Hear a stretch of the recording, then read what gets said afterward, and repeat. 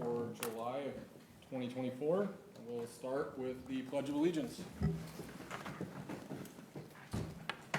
Pledge allegiance to the flag of the United States of America and to the republic for which it stands, one nation, under God, indivisible, with liberty and justice for all. Katie, could you take roll call, please? Sure. Baker? Here. Bilk? Here. Cox? Here. Frazone? Here. Hutchinson? Here. Mendoza Bach? Pyatt? Upholzer? Wood? Here. Could we get a motion to excuse absent members? Motion to excuse. All moved and supported. All in favor say aye. Aye. Any opposed? Okay, do we have any public comment for matters on the agenda? Good evening, everybody. Garrett Shoemate, 31140 Island Drive. I'm sure this will be a part of the operation this evening, but just want to welcome Jane Dixon as the city planner sitting here. We're really excited to have you on board. We're really excited for the onboarding process that you went through with the team, and I think you're going to be a great representative in that seat, so just thank you. And I'm sure we'll have a chance for formal introductions this evening. The second thing I wanted to call out was in that line of thinking to the commission members. Obviously, you're aware and we've discussed, but we also had council motions to terminate Wade Trim as our previous city planner. We had some email exchanges. Just want to let you know publicly, just thank Arthur Mullen and Wade Trim for their service to the city of Gibraltar. Obviously, it was a decision that we made within council and discussions with the commission, and I think we have now landed with a great representative in Jane in this capacity currently. But just want to thank Arthur. And I wanted to also own, I know there's two matters on the agenda for correspondence. One would be acknowledging that Wade Trim termination letter, and the other was a letter that we received from individuals that will be a part of discussion tonight, and just wanted to acknowledge that the transition, obviously with the motion in May, took some time to get everybody on board and to make sure we have a robust agenda for this evening. So just Jane, thank you for onboarding so quickly. To our commission members, thank you for being a part of the discussions this evening, and to the individuals that are sitting here that had sent in the letter, thank you for your understanding as we navigate that transition. Separately, I wanted to call out one thing that'll be relevant for some of the discussions that will happen this evening is we do have our resident survey that launched on July 1st. Part of that resident survey is what makes Gibraltar most special to you, what are the least favorable aspects, but also what is missing. And so I'm very excited to let you know that it launched on July 1st, and we've played out some of the dissemination methods electronically and publicly. But as of right now, we have 251 responses. So we're really excited about the response rate that's piling in. I think it'll be very informative for the commission, both in context of tonight's agenda and the broader pathway that you all shape for the city of Gibraltar. So just thank you and welcome, Jane. Thank you. Any other comments for matters on the agenda? All right. Be looking for a motion to approve the agenda. Motion to approve. Second. Moved and supported. All in favor say aye. Aye. Any opposed? Okay, next we have approval of the previous meeting minutes of 5/21/2024. I'll motion to approve. Are you guys gonna make my throat get sore? You know that. We'll get you water. Second. Moved and supported. All in favor say aye. Aye. Any opposed? Next, we have acknowledgement of correspondence. As our mayor had mentioned, we have A is our Wade Trim termination letter. Do we need a motion to receive and file that? Yeah. You looking for a motion to receive? Motion to and file? receive and file. Moved and supported.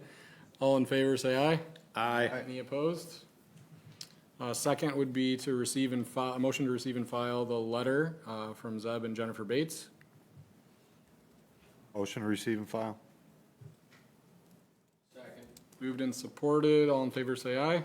Aye. Any opposed? Okay. Do we have any public comment for matters that are not listed on the agenda?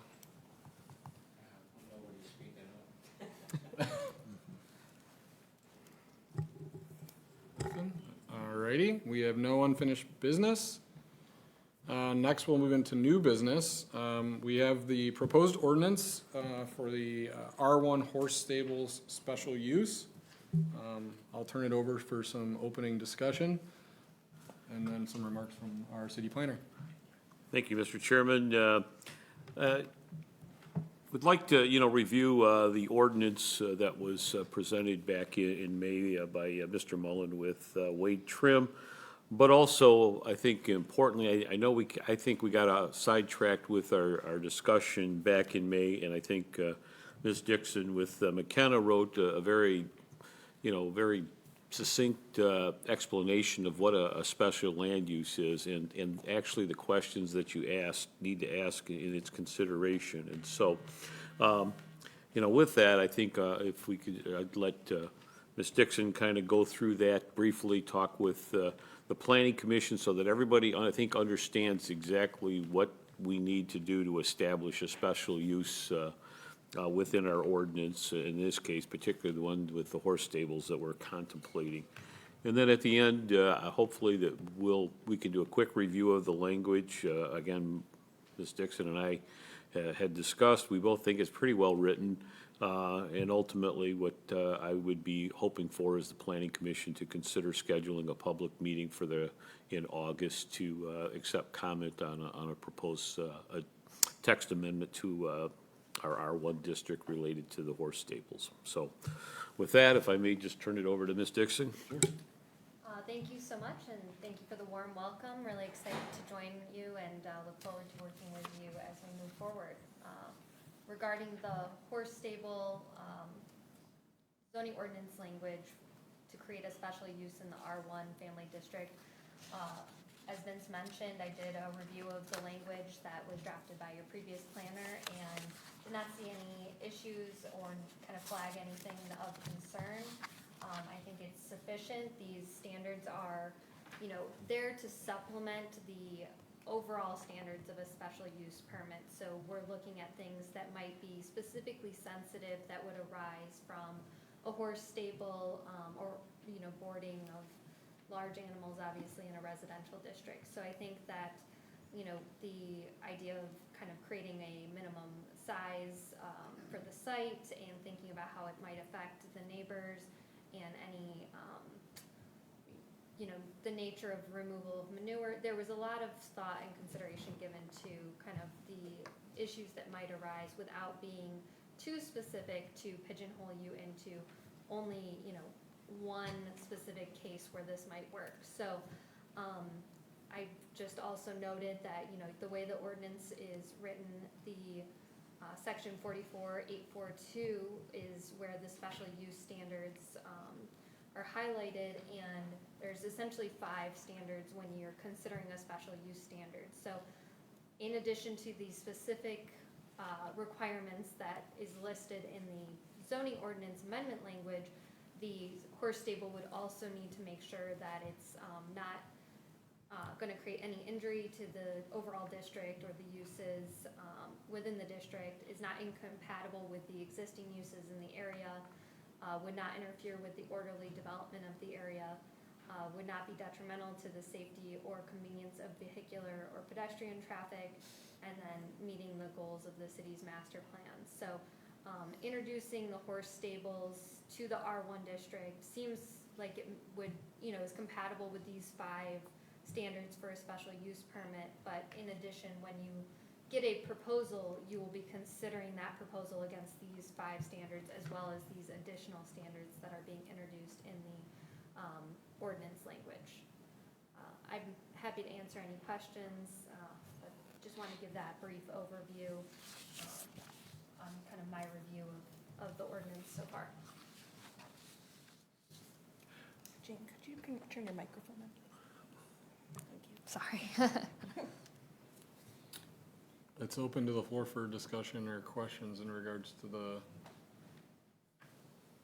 current document. And I think, so just for clarity for me, the original, I guess definitions in the new amendment, you're saying we're aligned with, but in addition to that were the, I think, 5 items that you had mentioned that it must comply with.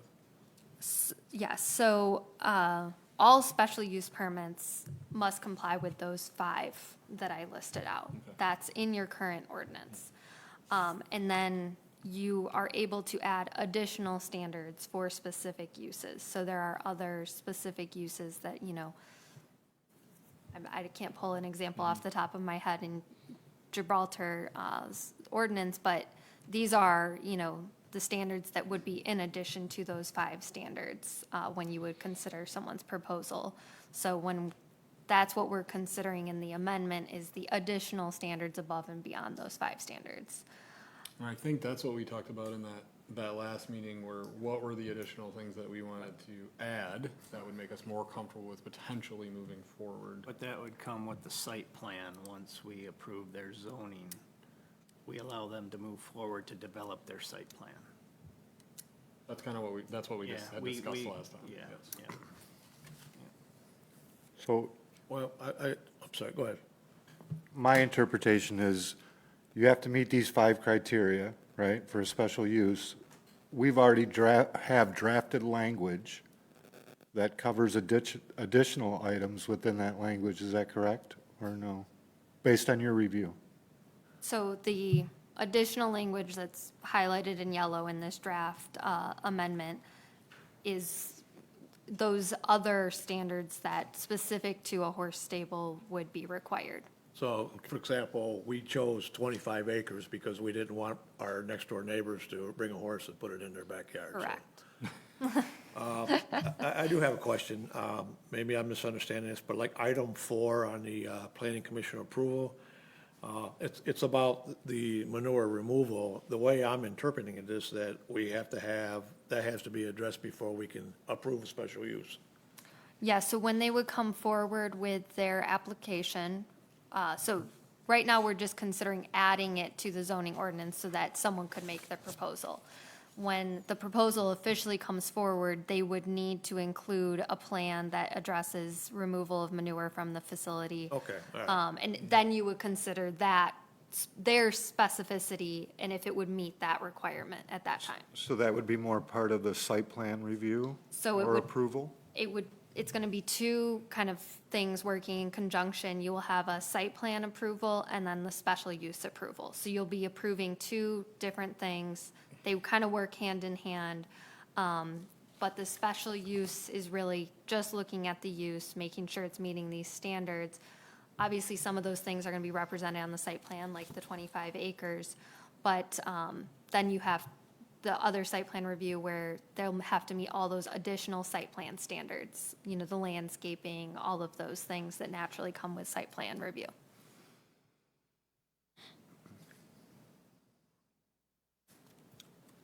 So if I could just, in the context, although tonight there's no action being taken, I think we've seen the proposed plan and site plan, or concept plan, I'll be more correctly specific about that, is, you are going to you have to definitively answer the 5 standards that are identified for a special use. And then after that, you start looking through the site plan, the first site plan with many of the items that are, listed in here. Well, is it, greater than 25 acres? Okay, check the box there. Then you've got, the impacts on the adjoining property owners. Those are locations for everything that's listed here, which would be part of this, the formal site plan that they would have to submit. You see the limitations of the number of horses, and would they satisfactorily address the manure removal aspect to the planning commission's satisfaction? And then if it's phased in and the property owner or the individuals have thought that they probably will phase that in, so you'll probably have an initial site plan that you would approve with the special use, and then other future ones would come forward. But the kicker in all of this is when you flip to number 6, any future changes to the special, permit approval, shall, require them to come back if they're going to substantially change the use. Otherwise, it would be a site plan for the 2nd or 3rd phase that would go along with it. And so that's really what this text amendment does, is put in place the process for you to consider what, I think we feel are pertinent considerations related to that, to the use there in an R1 district. Does number 6 cover if you look at the other document, the zoning proposal 2 for 1723 Ranch, it lists out the potential 3 phases. Are we saying with number 6 that for each additional phase, they would have to come back for a site plan review? Or are we saying that we're comfortable with all 3 phases all at once, the way that that's written? 'Cause I think our initial thought is that after phase 1, if we're okay with that, then it would be come back with potentially 2 and then 3 as it expands. Yeah, typically there will be a concept plan that shows what The broader. the whole project, when upon completion, would look like and what those phases would be. They might not have the specificity of phase 2 and 3 at that time, but they would have, this is exactly where every detail is going to be, where every bush is going to be for phase 1, with the requirement that they come back for phase 2 within a certain period of time, and the commission could set that kind of time frame. So yes, they would come back with site plan approval, but the special use permit would just be considered with that overall concept plan. Okay, so that's saying that if the phase 3, which includes the indoor arena and the lounge and clubhouse stuff, and I guess from a business perspective, you're trying to understand like how far you can take it on the front end, otherwise is it really worth the investment, right? Which makes total sense. However, for us, is that, I'm asking this as a, Well- collective, are we comfortable? Because we're kind of saying then, we believe that the end goal of this facility is to have all 3 stages.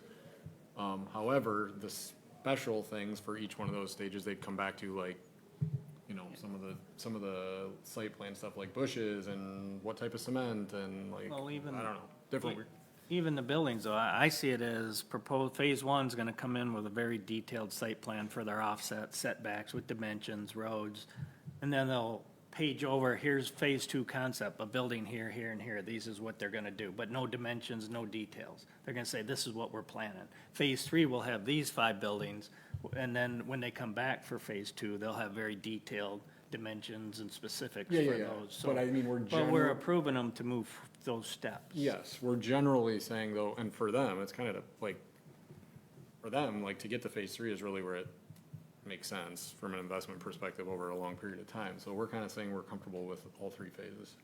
So Right. if I may, I just want to be very clear with the distinction of what we're looking at tonight and what the letter that was sent represents. So right now, we're really just looking at the language for anyone to come in and make a proposal to have a horse stable. Correct. So we're not really to the point where we're looking specifically at the phases that were included in the letter. And I know we're obviously moving forward with this because there is someone specific in mind who wants to do this development.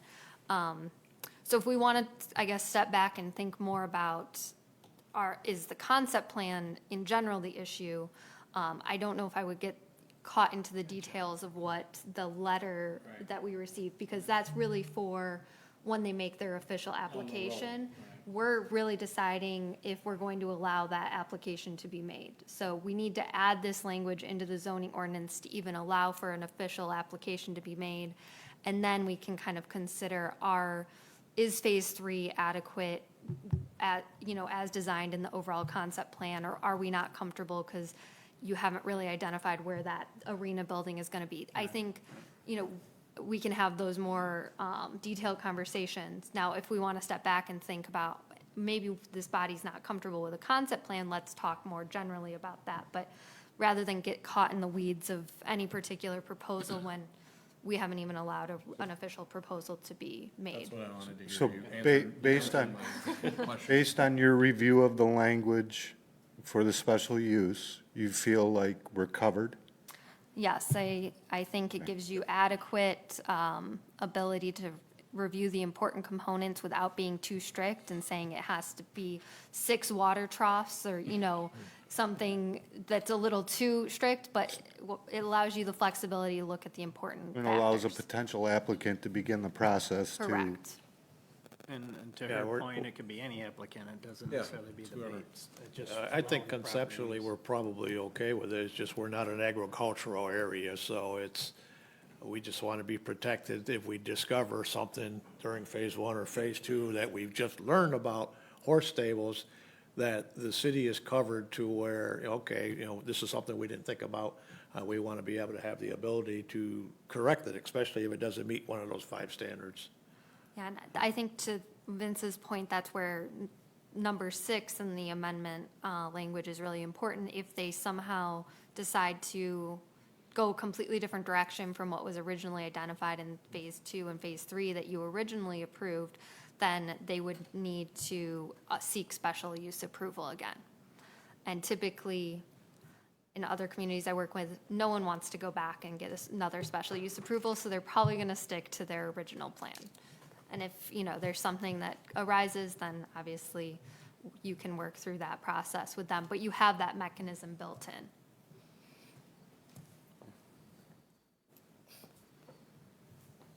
So when we do this special use approval, it's open to anybody to evaluate. So do you put a time limit on it, or is it good for life once we validate it?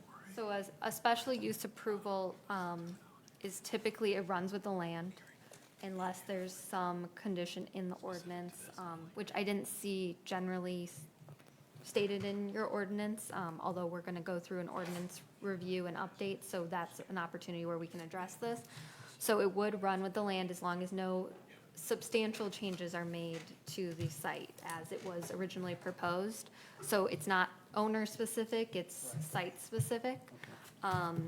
There are cases where when we go through the zoning ordinance, rewrite, I don't want to get too in the weeds, but we could add something like, if it's vacant for more than a year, the permit lapses, and then, you know, someone else would have to come in and reapply.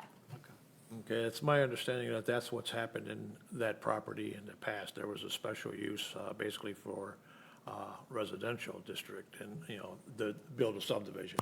And it never happened, and they didn't do anything. A year or so had gone past, and so technically the special use, you know, our understanding was it just expired, it just went away, because they didn't act on it. That was the other side of the tracks. But yeah, in theory, same principle. Thank you for the response. Thank That you. was exactly what I was looking for, so that everybody could hear the same message and be comfortable. So I think the consideration for next steps would be potentially an August 20th public hearing to get feedback from the residents on the potential amendment. Do we need a So we'd be motion? looking for a motion, yeah. A motion to have a public hearing. on this. Second. Moved and supported. All in favor, say aye. Aye. Any opposed? Okay. Good discussion.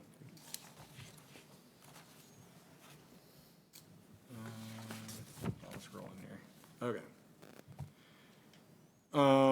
Next, we have sign review for 28635 West Jefferson. And we have some documents that were sent out. And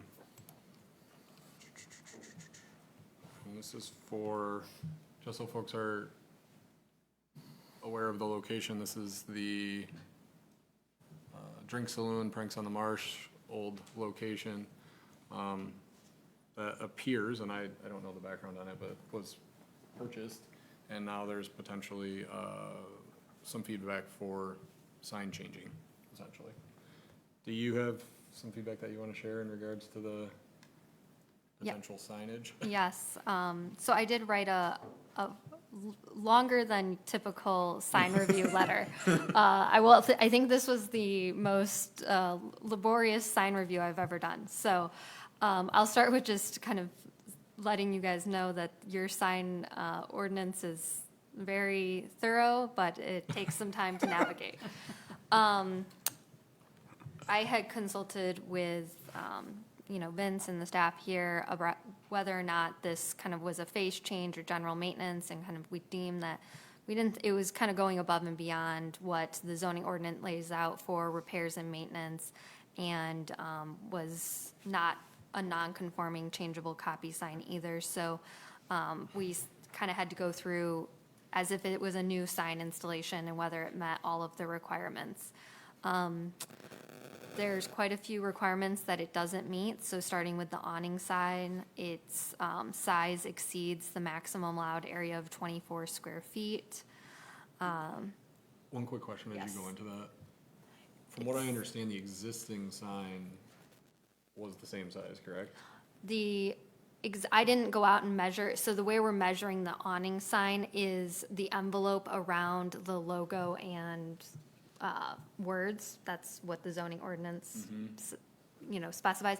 I didn't sit and measure in the old photo what the previous wording was. I don't know at what point the sign ordinance might have been updated where that was that's an fair. old non-conforming. And that was kind of what prompted this thorough review, was saying that we aren't really falling under just a typical maintenance and replacement of a non-conforming sign. We kind of know the old sign was non-conforming, but this is above and beyond what typical maintenance would be, so we're reviewing it as if it's installation of a new sign. So would the lettering still be required to be 24 square feet regardless of the size of the awning? That is how your zoning ordinance is written, yes. 24 square feet, regardless of the size of the awning, is the maximum size allowed. Because I don't, this photograph, I'm sure, is not, to scale maybe, but just looking at the picture of the building itself, to me, it doesn't look obsessed, like it's too large. Do we have any rules that state the further the structure is from the street, the bigger the sign can be? Or is it limited to the same size even if this thing's 400 feet back? That is correct. It's one size fits all. It's not related to, setbacks or building size. It is the planning commission's, purview and review, so my letter is only highlighting the technical standards that the zoning ordinance is laid out and whether or not the proposed sign meets those technical standards. We have the ability to, It just doesn't seem right to me if it's that far off the road that the sign has to stay just as small as if it was, 10 foot from the curb. I think I will add, there's a lot of opportunity for revision of this section when we go through the zoning ordinance A really nice way to put it, rewrite. I think that your inclination is very logical and reasonable, so. I mean, even if this lettering was within the proper square footage, I wouldn't pay for this anyhow, because I want that River Village to be centered with the window. I just think it looks goofy off-center, but that's not part of this conversation, so. There's a couple things with it too, just the context, there was a question whether it should come to the planning commission, and given the obvious items that you've already identified, and there's more, I just said, you know what, we're gonna update the zoning ordinance, let's use this as kind of an example where, we need to figure out, and the other part of it, on the back end, does this go to the planning commission, or is this A ZBOA. or an administrative approval? There, you have, some cases, the city administrator, Brown- building official, and, Brownstown has a really strict sign ordinance, Yeah. right? With the basis of monument signs being the landscape monument signs instead of pole signs. yeah. So they wrote a very strict ordinance to put it in front of ZBOA members to either provide a variance based on the requirements, and that's how it was handled. Yeah, no, and I think in this case here, it's a function of, there's some things that we thought would be helpfully in educating, what we'll be looking at as far as it pertains to signs in the ordinance update. And this was, but there's more to come, so I just wanted to interject that little piece there. Yeah, so the pole sign, technically you're only allowed to have one sign, and again, as the zoning ordinance defines signs, there's 2 signs there that are existing that they have proposed to replace the faces of. The size does not comply because it exceeds the maximum allowed area of 50 square feet. The combination of the 2 signs is what pushes them over the edge. If they were to keep one sign versus the other, they would be in compliance. There is a setback requirement, but they didn't highlight the pole sign setback from the right-of-way, so I couldn't determine whether or not that complied. So those were the, I guess, the biggest issues. I did also note that we needed some more information on the height of the freestanding sign to make sure that that was in compliance. I believe it's 10 feet is the height requirement, and it looked to me like it probably exceeded that. But this is, to Vince's point, to highlight that there's a lot of things here that maybe are not practical, and just for your consideration moving forward as we review the zoning ordinance language, it's a good highlight of some of that. And looking at the 2 signs, I mean, one is the logo, the bar sign, the other was for like advertisement of a band coming or food Yeah. specials or, you know, so it is practical to have. It's the same, it was what's there. Yeah. It's the same thing that's there right now. And I drove around looking, and I think the old Buster's has 2 signs like that, and the rest are all single signs, but it's a business or, you know, the bar Jefferson down there. Yep. The VFW down there is a really nice sign with the logo, one sign, but then it has, you know, you could put things under, encased in the same sign, where they could change and put special events and stuff under one sign, so, but it shrinks the size of your logo. But it was a very nice sign. So based off the technical review, you know, it doesn't meet the zoning ordinance requirements. And the planning commission does oversee the review of the signs and approval. So that will be up to this body. But from a requirement perspective, those were my concerns. Would it be possible, like the photograph that has the current sign, to actually show that sign based on our rules? So we can actually see how small it is? Because I actually think if you shrink it down to where it's less than the, what was it, 32 square feet, it might look a little bit silly. I think the sign out by the road or the sign Oh, on, on the building itself. there's one below there that shows the existing. I don't think that But was. that sign Oh, is he too was, large. he was saying to I think so. show the logo, their proposed logo, to Oh. the scale of what we require. Oh, yeah, it'd be too small. So if you reduced it to that. Yeah, and I think it would look almost pointless of putting a Yeah. logo on there, so. The original sign for the previous restaurant and the one before that, if I remember correctly, if I remember that sign, was probably non-conforming to the current language in our ordinance. And I agree with you, Bill, it's so far from the road, it's like, I don't know that you'd be able to see it, you know, without it being that big.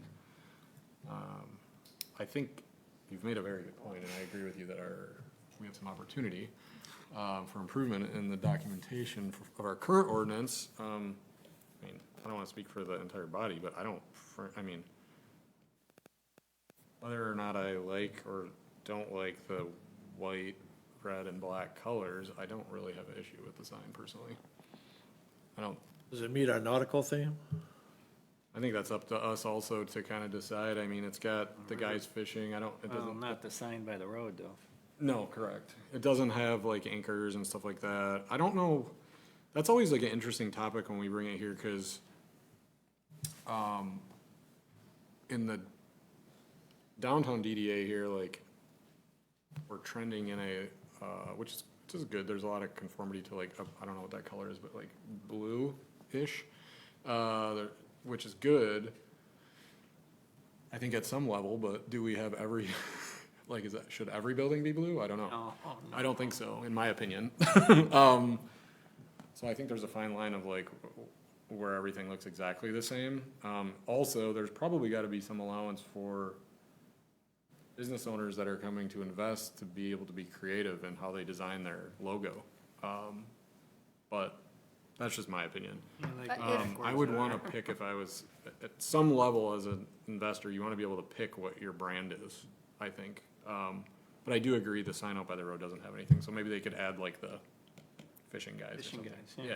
Yeah, If I can just add a quick note, just about sign regulation in general, the city is allowed to regulate the design of signs, but cannot regulate the content. So, there was a Supreme Court case in 2015 that said, basically you have to be a content blind review. So as long as it's not saying something obscene, you can pretty much say whatever you want on your sign in terms of content. So I kind of use the rule as like, if I don't see something obscene, then I don't really look at what's on the sign. You can regulate the design, and for instance, in the DDA requirements for the signage, it's a little more strict, and roping and different things that it's requiring and probably gives you more of that conformity.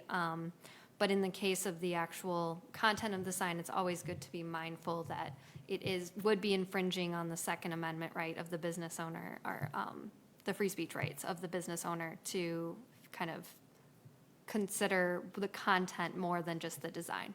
So you can require a little bit more nautical design on the pole or whatever it may be, but just keep that in mind as you're considering that requirement. I'll be honest, I'm pretty comfortable with it. I don't really, it's open for discussion with the team. I know it doesn't conform to our rules. I don't necessarily, I think we need to work on that. But we're not gonna solve that today, so. I mean, we would have to make would we have to make a recommendation to ZBA, or do we have the final? No, I think you can approve the plan, the signed application without sending it to the ZBA. What's the team think? What do you guys, what's the thoughts? I don't have an issue with the sign on the building, it's just, I don't have a visual of the street sign based on this photograph. The current one? Yeah, well, yeah, their current rendition here. I mean, I don't have a problem with the sign itself, but, you know, I don't know what it looks like without standing in the street and looking at the thing. But the photograph is enough info for me to tell myself that I don't think what they have on there is too large. Not based on the size of the awning. Again, the only thing I would do is I would put that whole logo over to the right a little bit so it's centered over the window, so. Yeah, that was if you look at the pranks one, it was the same thing. It was off to the side. I always wondered why you didn't do that, but Well, it's got the frame on It's to the be end of the centered. sign. Centered on the awning. the whole awning, right? Yeah.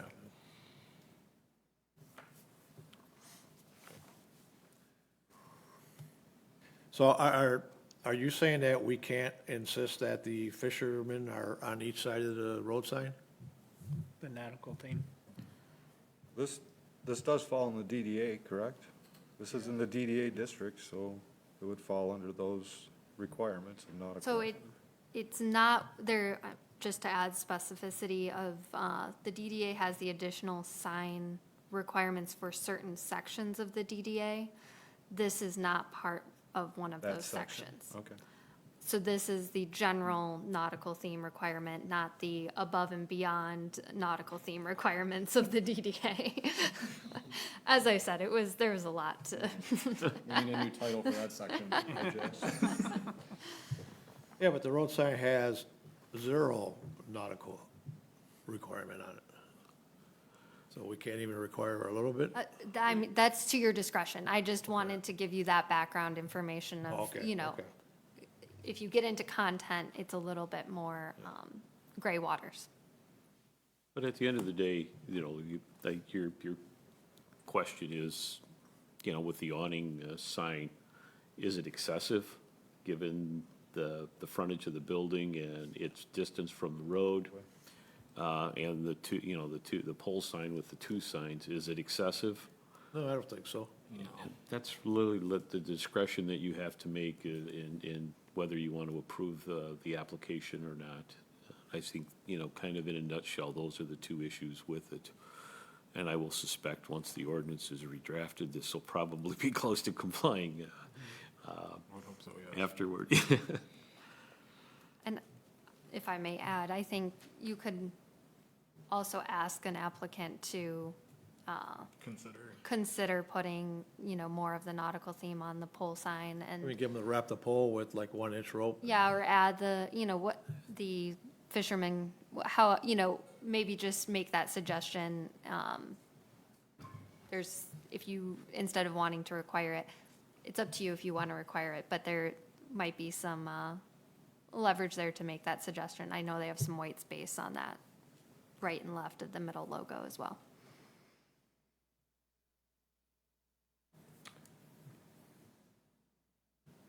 Have we been in contact with this landlord often, or? I have not had contact. It's been through the building department. Okay, Yeah, that's good. with the application, yep.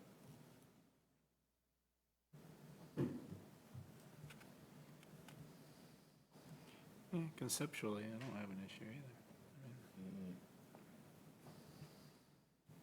I'm pretty comfortable with it. I would imagine that once they do, so that building, like, background, building's been sitting there, roof had a leak, they had to pay to have the roof fixed.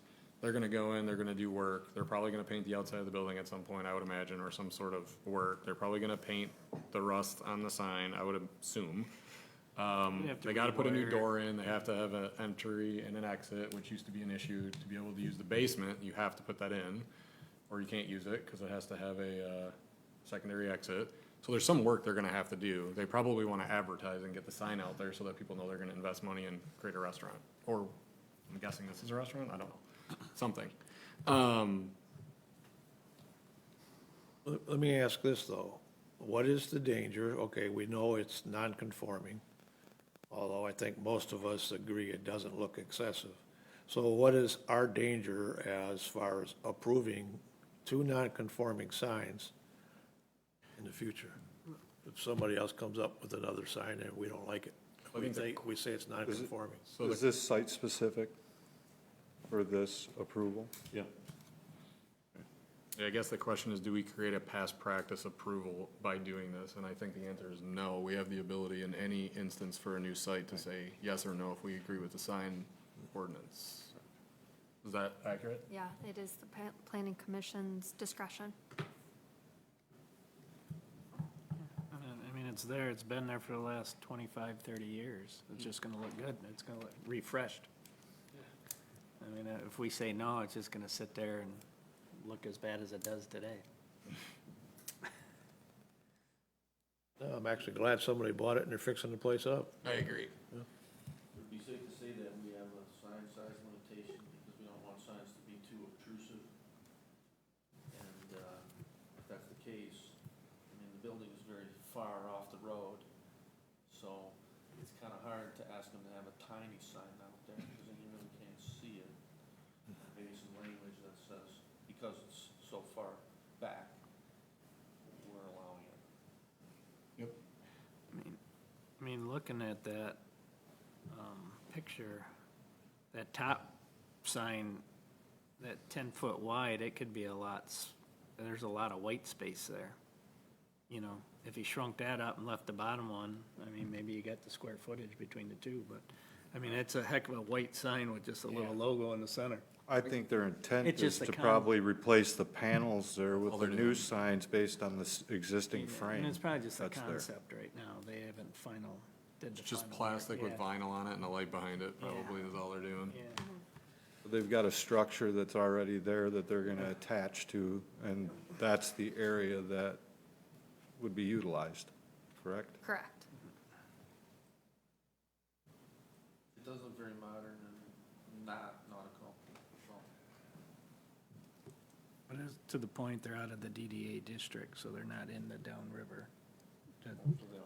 That doesn't apply. I'm sorry, I'm gonna say this. Yes. We could the- ask. The nautical theme is for the entire city. There are additional nautical requirements in the DDA in certain sections. So that's where, yes, that's, Okay. yes, okay, I just wanted to add that. I know it's confusing because I find it confusing as well, but yes, it does still have the nautical theme requirement, whatever your discretion may be on that. Yeah, so it's totally missing from the road sign. That's my observation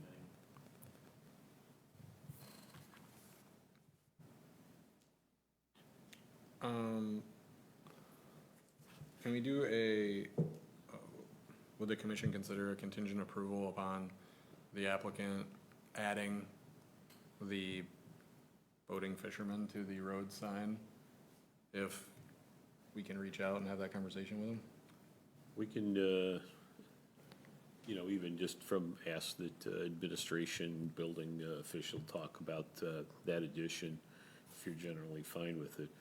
And the reason, part of the other aspect of it is, most of the time, these are administratively handled. And so, we handle these type of things where if you're fine with it, that you'd highly recommend that you put some nautical feature to it. And there's certainly room for it, I think, on the larger pylon sign, so. Yeah, there should be 3 foot on each side, because I think that shows 2 foot wide, maybe, if I read that. Basically. Yeah, so they'd have 3 foot on each side to Yeah. add something.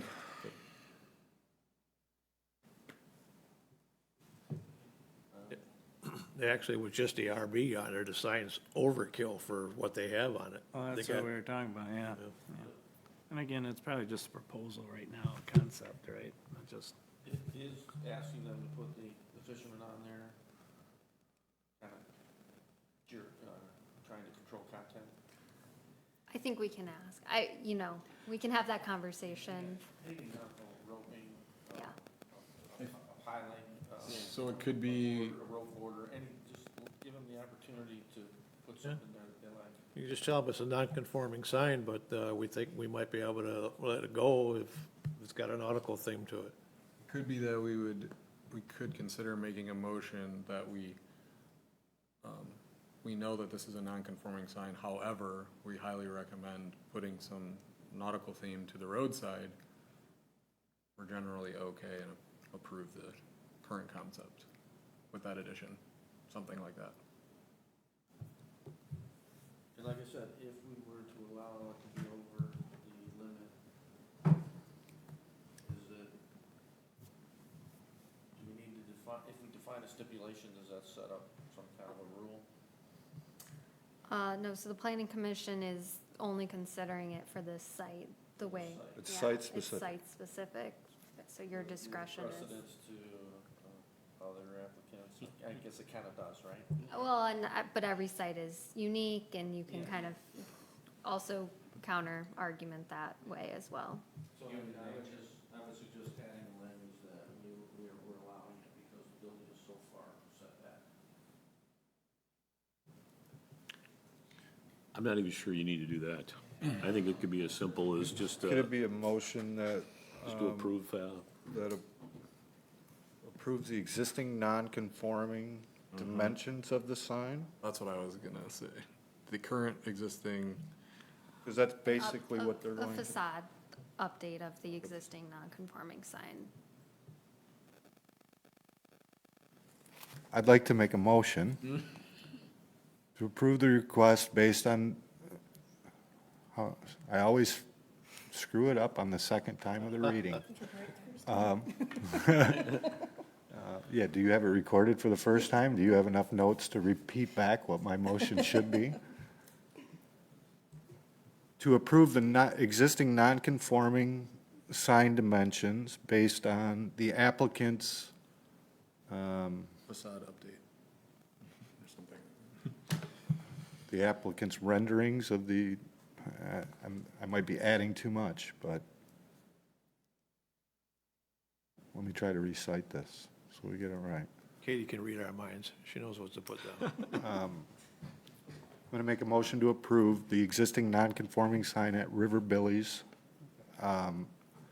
based on the dimensions provided and utilizing the existing non-conforming sign. Dimensions. Add that in.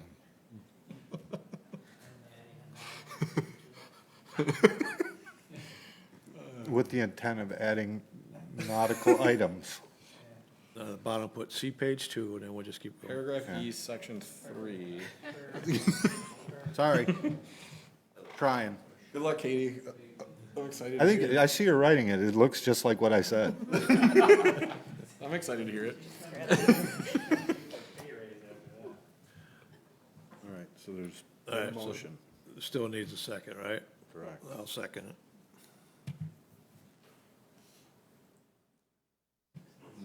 Read it back. Okay. You have to fill in 'Cause some he's- words for me. To Okay. approve the existing non-conforming sign at River Billy's based upon the dimensions provided and using the current, that's where you lost me. How Structure. about facade? Okay. As long as you're okay with seconding the change to the facade. With the intent of adding nautical items. Right. All in favor, say aye. Aye. Any opposed? Can't wait for that. All right, good job, guys. Good discussion. Good investment, and I'm glad to see the Who's buildings. on the ordinance committee anyhow? To add that on there. Things to work Mr. on. Bilk? Glad to see. Committee?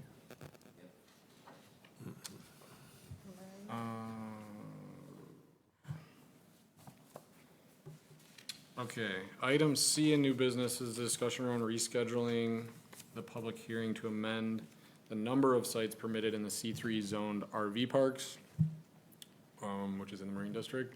So we have to work through, I mean, essentially it's that. Would we reschedule? Would the consideration be rescheduled on the same day as the Yes. other public Yep, hearing? yep. August 20th would be fine. So we'd be looking for a motion to reschedule on the next meeting date, which is August 20th. And this is to adjust from the existing allowance of 40 sites to 25. I believe. 26. 26, yes. Motion to reschedule the public hearing to amend the number of sites permitted in the C3 zoned RV parks Moved and supported, all in favor say aye. for August 20th Yes. meeting. All in favor say aye. Aye. Aye. Any opposed? Question. It said 26. Isn't there 24 currently built? Because I thought that's what we originally decided on. 26 is what was discussed back at our meeting in May was, That's what we had in the document, that's why I don't know what I actually haven't walked, I haven't counted to see what they physically built. Which that was outside of I think it is 26 though. other issues. It I is. haven't, It looked I don't It at is the site plan. 26. What's that? It is it 26. is? Yeah. Okay. We have no postponed or referred items. We open it up for Commissioner Forum.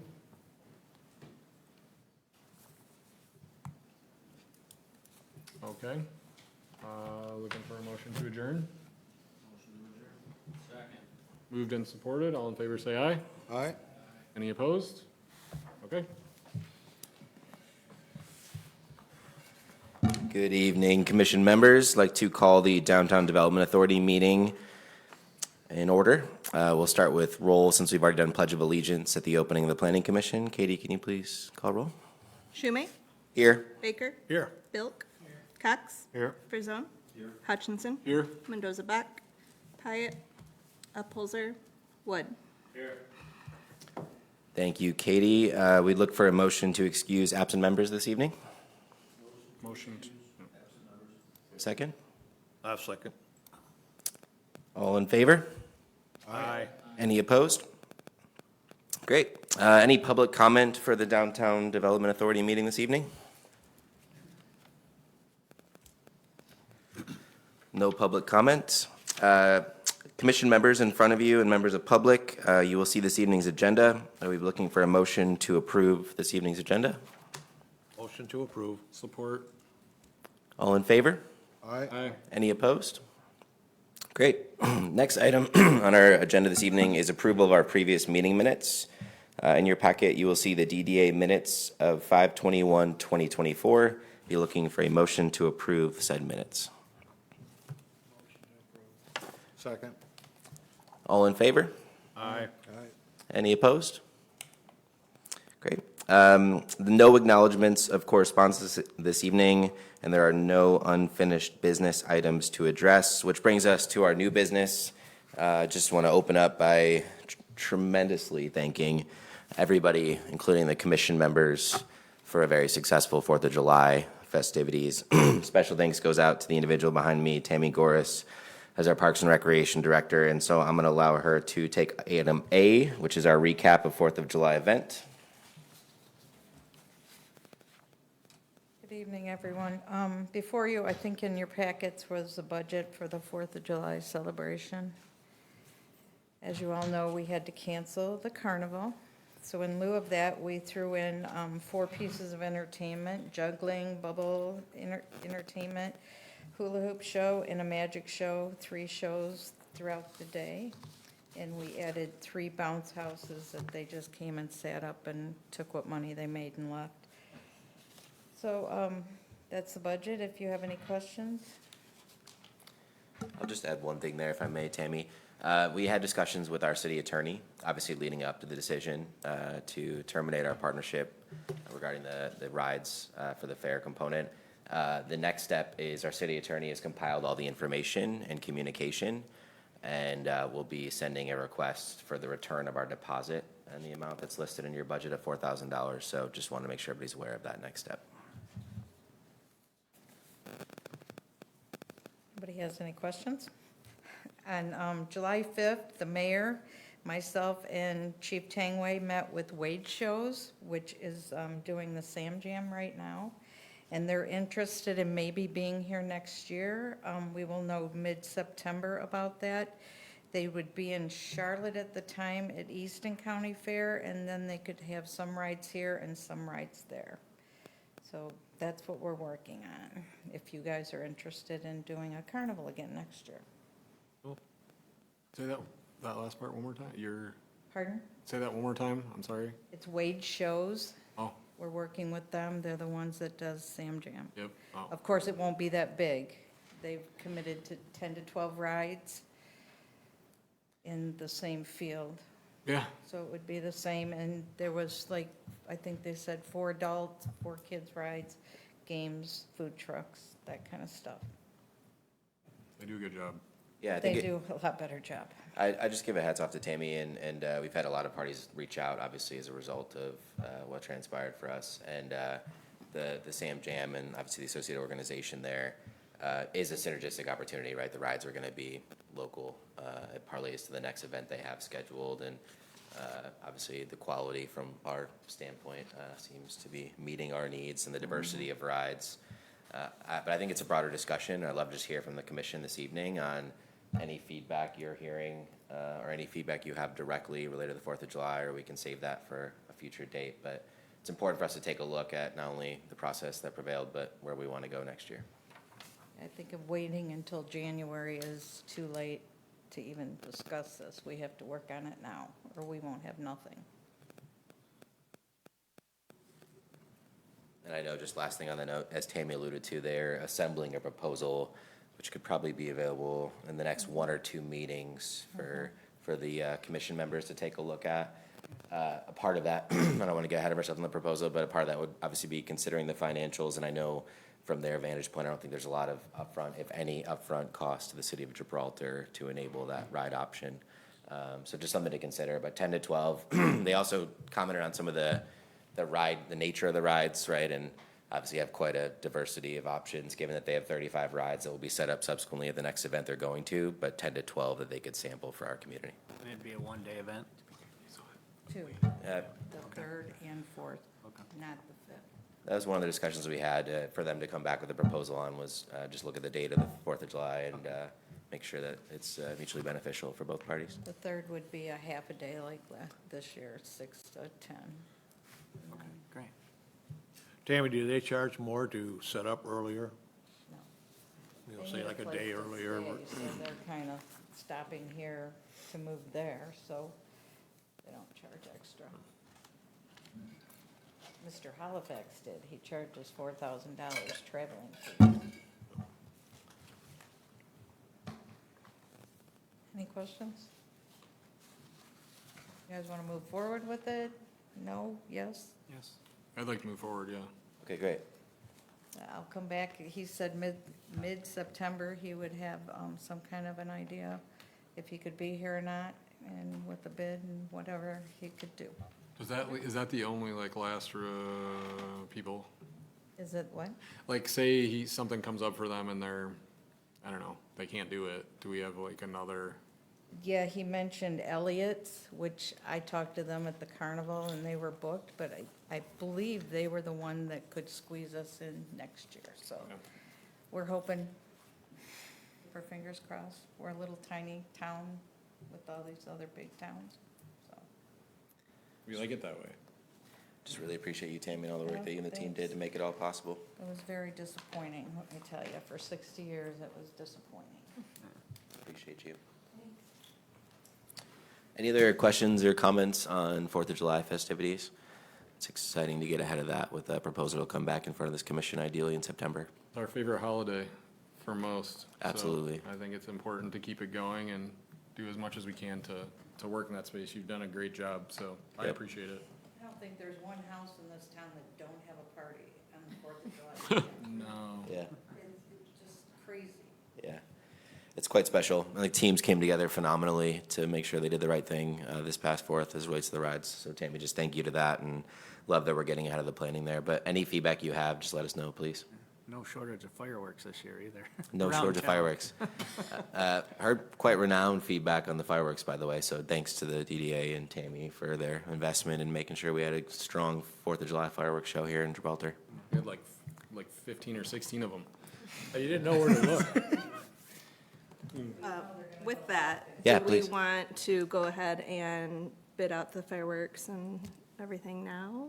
So we get a jump start in the scheduling and, It'd be good to have it on your budget so you capture it in the budget accurately. Yeah, Katie, I think it's astute. Tammy, do you have any perspective on how you want to handle that for this I evening? think it's a good idea. I think waiting until January is just too late.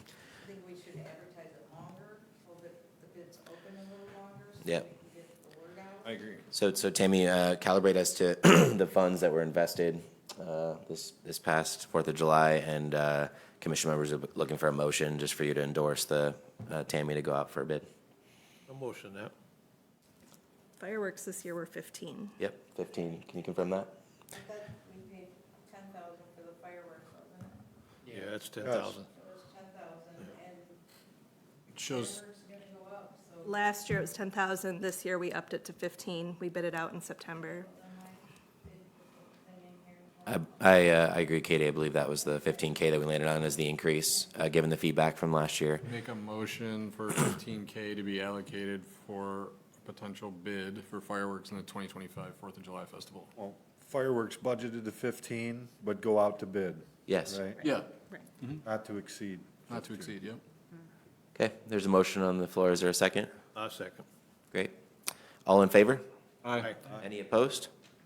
Well, Tammy, that'll be fantastic. We can take that action with the not to exceed 15K target. And deluxe tent party rental, the tents, tables, and chairs, and Scotty's Potties. Those are all bids that go out. Do you want to hit that the next meeting when you have more information compiled, or do we need action on that No, tonight? it's the same as we did this year. Okay. So just put it back out. Same amounts, the same. Is that doc, so it looks like our expenditure was 3,100, I'm guessing, The Porta John, yeah, okay. deluxe tent. Do we have a not to exceed listed for that, or no? I mean, what's your expectation for a price increase, Tammy? I mean, you like maybe 10%? I don't know. If we put the bid out for that, they have to go with that. Do we, We get to follow inflation. can we put it out for bid without associating a dollar amount to it? And then once we receive the bids, we award it based on what we received? I think we put it out for price due. I would recommend we take that approach, allow the bids to obviously accommodate the scale that Tammy has Take what- utilized. What the costs are, and then we can make a determination if we want to pay those I think that's the costs. right path if everybody's in agreement. Just for the sake of endorsement, so what I'm hearing is The bid would request, obviously, the services that we've had, and then we would receive the financials associated with that, which could come back to the commission. So is there a motion to support the bid for the festival requirements, including the A tents? motion to request bids for the tent rental, the Porta-John rentals, and Fourth of July requirements. that's the rides? Is that what's listed? I think that's sufficient. We did the 15,000 for the fireworks already, right? Yep. So I'd rather go out to bid on these other items and see where they fall into play. So it would just be the tents and the porta-johns then? Right. Perfect. Well, what about do you bid out the entertainment, Tammy? Okay. That'll be the proposal. It'll come back to you all in September, and obviously there'll be a Plan B option if needed, as we discussed. You get that motion to bid for those items? Yes. Great. So we have a motion on the floor. Is there a second? Second. Katie, do you have a second? All right, all in favor? Aye. Any opposed? Great. Tammy, thank you, and looking forward to that process to prevail, and commission members will make sure to bring all that information back as received. Any other questions or comments on the 4th of July festivities? Awesome. Item B is going to be authorization to release bid requests for 3 projects. Number 1, City Hall roof. Number 2, Public Works Auxiliary Site fencing. And number 3, Community Center HVAC system. Just for broader context, there's been discussions amongst this commission to make sure that we're pursuing necessary improvements for downtown development. And so there's been a priority project list. Infrastructure Committee has been engaged. Obviously, it relates to our broader budgetary discussions that we've had both at commission and council. But I'm going to pass the floor to Vince and any other parties to share any content that's applicable here. Thank you, Mayor. Just as he indicated, these projects were identified along with others in the amended notice of intent regarding the 2023 bond issue. That bond issue just specified the water project. And since we had over $800,000 surplus in the bond proceeds, we identified other projects that would be eligible, went through the public notice, did not get any petition for a referendum. And so I bring these forward more of a timely, get them done before the season ends. I do have to work on finishing up the HVAC system, although I got a lot of the information already completed. So my intent would be to, start with the DDA's authorization, because ultimately you will be paying for the price of that. And then second, have it take a quick look at with our Infrastructure Advisory Committee, and then ultimately City Council. I'll probably have it on their next meeting to authorize the release as well, since they are city-owned facilities. And so, but the starting point would be just to get the go-ahead with the DDA to proceed with the bids themselves. So we'll be looking for a motion to proceed with the listed bids this evening. And this would leave like the 560,000 out of the 800,000 left to follow some of the other, what did we have, 8 projects listed or something like Yeah, that? potentially? yep. Yeah, we had, 9 possible Nine? I think it was projects. 9, Yeah, 9, yeah, yep. so this would knock off 3 of them.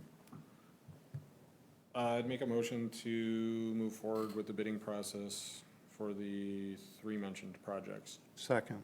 Second by Cox. All in favor? Aye. Any opposed? The community center, is that the Talbot Center, or? Yes. Correct. Great. Thank you, Vince, and commission members. Excited for those improvements to be pursued. Item C is going to be a discussion of downtown area subplan. I think it's an exciting discussion to be had amongst the commission members, and we'll have to pass the floor to Vince and Jane as applicable on this topic. Jane, do you have handouts that? I do. Okay. And let me, just as those are getting passed around, I'll provide the context for this discussion is, again, not only do we have surplus bond proceeds that the DDA is able to spend, but also back in May, I had provided a 5-year forecast of the DDA's revenues and expenses. And clearly, there's funding available for projects within the downtown to look at whether it's parking or other types of improvements in the area.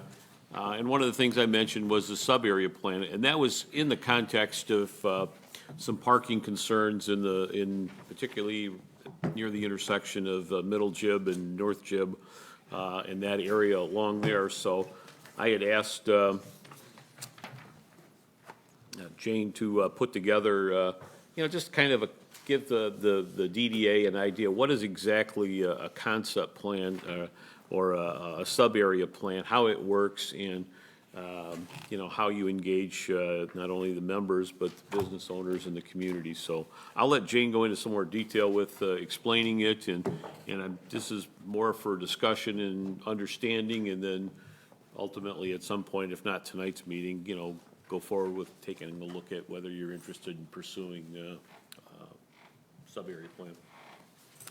Yeah, so I handed out a couple of examples, and I have more if we end up wanting to get into more of the nitty-gritty. And then I'm also passing to my right a physical plan of West Jefferson that runs through Ecorse and River Rouge. And then I have the Realize Cedar connectivity plan, which is in Delhi Township, just south of Lansing, and Evans Street corridor as another example in Tecumseh. So just if you want to flip through those, but basically what Vince and I had talked about was kind of looking at a targeted planning process that would outline some improvements, investigate on-street parking, look at potential land use with a retail study. The Tecumseh plan has a good example of that. And we would kind of do this holistically, so you would get some real implementable tactical steps to change some of the street facade, look at more consistent street furniture, benches, lighting, plantings, and then just kind of create this step up in terms of the vision of the corridor and doing it in a way that's aligned with what the market realities call for. So, looking at what type of businesses you're able to attract, what the square footage for those businesses would potentially be in terms of your retail market area. Usually that's, we look at it at a 15-minute drive, a 30-minute drive, and we do our analysis based off of who's coming and going into Gibraltar and, what kind of businesses could potentially come here, and then make our suggestions from that. The Cedar Street plan had a lot of focus on bike lanes. There was some on-street parking there. I handed out downtown Ferndale as well. I think that if any of you have been able to visit the intersection at Woodward and 9 Mile in Ferndale, it has really transformed over the last 15 years. And that was beginning with the plan that we did for Ferndale. So has all new crossings. Obviously, it's a little bit different context and scale than what we have here, but just to give you an idea, this is where it starts, and then you work towards it. And Tecumseh's had a lot of success. They're working through the Evans Street plan that's more recent. Realize Cedar, you can go out there and kind of see Right, let me see that. also what has come of that with a lot of the sidewalks and bike lanes. But more close to you, in Flat Rock, we don't have a sub-area plan, but this was part of the overall DDA plan. Right by the Dairy Queen, you might have noticed if you've been through there lately, there's some new streetscaping, and that's been part of their plan as well. So this is kind of a targeted approach for a very specific area, but we would do it in a way that we're taking into effect what the city wants, but also what the market realities are. If you could just talk a little bit about the process for public engagement. And before you say it, I know the mayor has been, and council been working on a survey, and one of the questions is, I think there's an interest in how can we serve Gibraltar, and so there may be even a finer, more focused market analysis that would benefit the residents, so they don't have to run out to Brownstown, where you could, again, have services available on a more limited basis. So You know, but public Yeah. engagement is a very important aspect of it. And Absolutely, and it's, you know, the strategies would be tailored to whatever this, you know, we find fits best in this community. So for instance, with Tecumseh, I know they had a survey and multiple listening sessions. I've had a lot of success, you know, you guys were talking about July 4th. I hope we're not necessarily waiting until next July 4th, but other city events, going out and really, I like to say, meeting people where they already are. So it's not a separate thing that they have to come to, and we can really talk to them, hopefully in the DDA, on the road, or, you know, nearby, and get the idea of what they want. And then couple that information of hearing from people, like, you know, is it restaurants that you need? Is it a bookstore? What is it that you're really having to travel out to Brownstown or, you know, elsewhere to get your basic necessities? And coupling that with the retail study that will be more of the technical analysis and getting the ideas of just spending. We really just, that's, the retail study is, we're looking at just the bare numbers of what people are spending in the area and where they're spending it. So they'll work together, and I think the public input is equally, if not more important than the technical aspect. And we can kind of tailor what that approach looks like, but it will definitely be going out and hearing what people want to see. I find that walking tours are really successful in these cases, because that's when we can ask, like, well, what kind of benches do you want? Where do you want the benches? You know, what makes sense in terms of on-street parking? And coupling that with some of the more expertise on placement, and going from there. What's the cost of creating a sub-plan, like high level? What is that? Well, I would guess, you know, on probably a short end, it's probably gonna be somewhere maybe 40,000. I've seen them go as high as 100,000, but they're really a broader area, more focused, but I would think, Jane's probably nodding her head, this is probably gonna be somewhere in that neighborhood of a $40,000 type of study that would go with this. Yeah, so this West Jefferson plan, that's like the 40,000. You know, I don't want to put it in like tiers, but just to Yeah, give you an yeah. idea of like, that's kind of that. And then to your point of like this plan, which has 4 books and comes in a box and is, you know, runs 20 miles through the township, was more like the $80,000 plan. So obviously, I don't think we need this level, which is why I only pulled one of those books out. But yes, I think that's an accurate estimate, and just as an example of where you kind of land on that spectrum. Do these plans that you guys develop and stuff, though, are they actually obtainable, you know, for like our city size? Because somewhere I have DVDs of years ago, the city paid money to basically do the same thing, and the conceptual appearance of North Gibraltar Road was fantastic. There was green space between the sidewalk and the roads, they had trees, there was street lighting, the facades of the buildings were changed, and we didn't do any of that. We repaved North Gibraltar Road, it is just plain Jane North Gibraltar Road. Looks nothing like the conceptual plan, and I'm sure it's all about money. And I think in Awesome. part, you're absolutely right. There is money for the DDA. I mean, this is kind of what you have, you know, these tax increment financing districts, is to put these investments back into your community. And clearly, we know that there is a seasonal parking demand. And so how do you deal with that? And potentially with the market analysis, create you know, a interest and incentive for someone to look to maybe start a business if they know that there's, you know, adequate public parking, and that, and so I think that really is the key to it. I wouldn't bring this if I thought there was a funding issue, to be honest with you. And part of it is you can phase these in, you know, just hypothetically, you know, maybe you put the first phase on Middle Gibraltar, some on-street parking, the next phase maybe North Gibraltar. Those are the things that you can, you know, come to understand as you go through the planning process.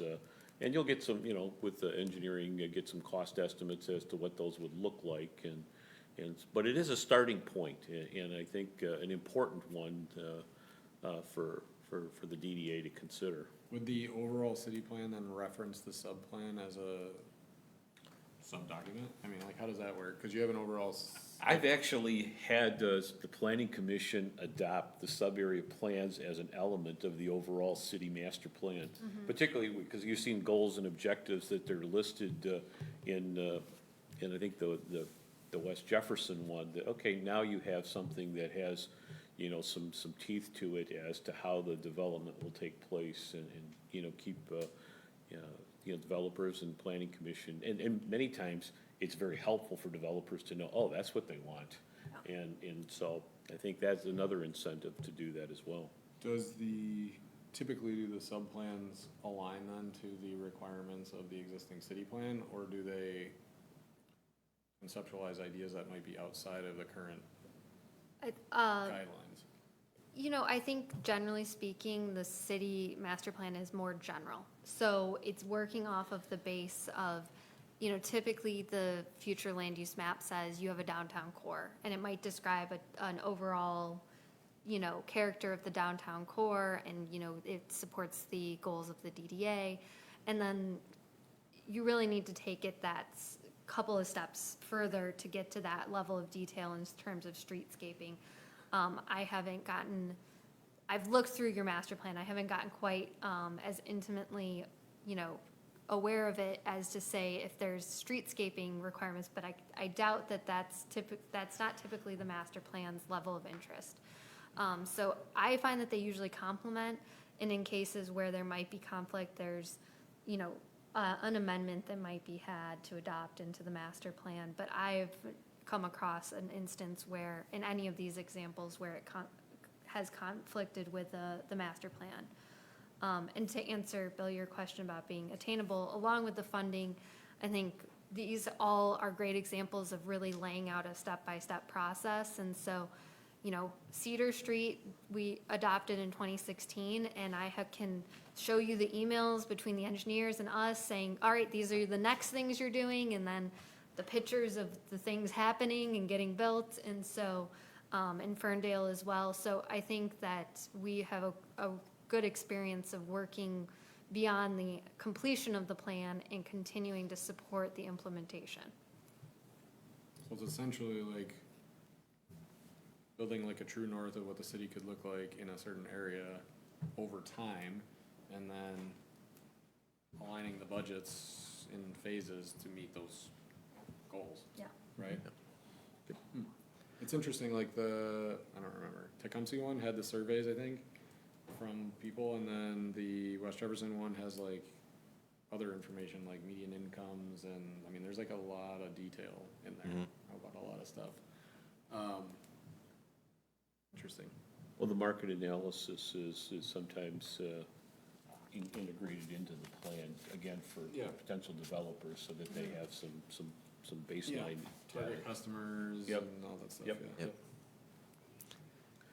So, is there interested in kind of going through this? Yes, I think we should. Commission members, what do you think? Commission member Baker has interest. What does everybody else think about the opportunity? Spent a lot of money on that other program they come up with. A lot of money. Didn't amount to nothing but money going out the window. Yeah, and I think that's obviously going to be a concern for everybody involved. So I think one piece, I'll just lay out a couple thoughts I have. One piece is to really take good inventory of what's been done previously and why targets were not met if there was previous investments that were not pulled through upon. So we'll do a detailed inventory gathering of that, right? Number one. I think number two is, as I alluded to earlier, we got 250 responses and counting from our residents around what is missing. It also assesses their vision for the city of Gibraltar, you know, philosophy, if you will. And I know we talked about this previously, but are we trying to unlock more for those that are here? Are we trying to be an attraction for more to come? So I think we'll have a great perspective from the resident population on what's missing, what makes us special that we need to preserve, and what the philosophy is or vision. That's number two. I think the third element to me is we have to take seriously the idea that we have a parking problem downtown, and there's certain things that need to be addressed and solved, right? So everything from the tactical kind of business to the broader kind of parking or event-based activities, like that is, to me, a very critical need that needs to be solved. Number two is we have an economic scenario where we're sending a lot of residents to a lot of neighboring communities for their essential needs. And I'm not saying we'll solve all of those problems, but I am excited about the fact that we have, including directly downtown and beyond, buildings that are not being used for businesses. And so I think the more we can create a vision for what that retail market analysis would look like, what our population needs and wants, and how we might solve them by empowering businesses so that we serve our residents and not send them elsewhere for their needs, I think is another essential activity here. I think the third piece around aesthetic improvements and being very mindful of the look and feel of our community, you know, that you've alluded to, Jane, I think is also another benefit. So to me, it's got to be practical. It's got to be translatable. We'll take inventory on what we've done in the past and why it may not have worked. We'll understand how this is very targeted and practical according to the resident voice and lead with the problems we're trying to solve, some of which we've just discussed now. So I'm supportive of taking those steps. I just want to make sure that commission is understanding and supportive of kind of the path. Not to say that we're going to jump all in and write a check, but rather take some inventory, understand the process, lay out a plan, and make sure that we have accountability because we are in a situation where we have the funds to address some of these items. When, can you refresh us how long the survey's out for and when will that be shared, the information, or how it will be shared? Yeah, so we have basically a multi-step communication plan. It launched July 1st, and we plan to close it at this time at the end of August. So within 2 months of data capture, we'll close is our target. Katie's been phenomenal in just putting out some social and digital activity. We've also been posting it at public locations and events, but there'll be a wave. So we'll have additional social and digital communication. We'll have residents that have volunteered to target certain aspects of the city or demographics that may want a print-based method versus an electronic method. And I'm really confident with the 251 responses to date, with only a couple of those triggers pulled. I think we're in a really great place. So short answer, end of August. So by your September meeting, you'll have, you know, the survey completed and data being analyzed. If we decide to, we agree to move forward with this, does that, what exactly does that mean then? You're gonna go back, or someone is gonna go back and look at what we had spent before, why we didn't move forward, which I'm assuming is probably generally just like focus and not allocating funds. Yep. And then we'll figure out what our sub-plan could potentially look like and what it might encompass. I like that a lot. Go ahead, Jane. And on my part, you know, I can present a more formal proposal tailored to Gibraltar, but I think for the sake of this conversation, I just wanted to show some Yeah. examples of previous work, and so I can come back with something a little more detailed with a work plan and kind of show you what it would be for Gibraltar to move forward with that. I think if we're gonna get to a point where we meet, so Mayor made good points. We have some buildings that are existing but not in use and kind of look okay, but could be better. But meeting somewhere in the middle of not being like, and I probably shouldn't mention other cities, but not being like necessarily Wyandotte, but somewhere in the middle of here and Trenton and Wyandotte and understanding, you know, what we want to preserve or whatever. So I'm interested in it. I think, I agree. I think it's good to understand, as long as we're spending the right amount of money, what we can do for the future. Makes sense. You're spot on, and it's something that I know Jane, we talked about with her at our onboarding meeting, right, is Gibraltar is a very unique gem, and we want to preserve what makes it special. It's the Venice of Michigan. And I think the beauty is that we're an opportunity to drive evolution, not transformation, and evolution that satisfies problems with funds that we have. And I think that's the vision that seems to be quite clear and aligned to everybody in this community. And I think this is the beauty of it. This is a practical step we can take to translate action based on a vision. And conceptually, I'm excited about it. I think that the goal was a discussion today. So we'll take some inventory. Bill, I might pull you into some of that activity just for your perspective on what you've been through in the past and what worked and what didn't. Vince, I know we talked about bringing this to council for discussion. And then Jane, we can make sure you can put a little more details on paper beyond the examples of what this could look like. And I think if we can take inventory, clearly define the top priority problems, tie it to the resident voice and a plan that you think is logical, then at least we'll be more informed to make a decision where we want to go. Sound good, everybody?